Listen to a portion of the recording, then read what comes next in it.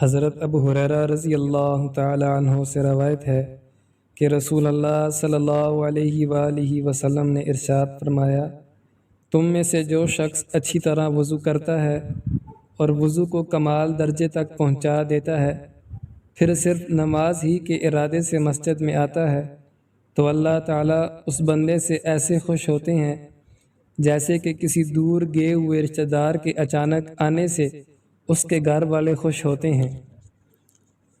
حضرت ابو ہریرہ رضی اللہ تعالی عنہ سے روایت ہے کہ نبی کریم صلی اللہ علیہ وآلہ وسلم نے ارشاد فرمایا، جب تم مرغ کی آواز سنو تو اللہ تعالیٰ سے اس کے فضل کا سوال کرو، کیونکہ وہ فرشتے کو دیکھ کر آواز دیتا ہے،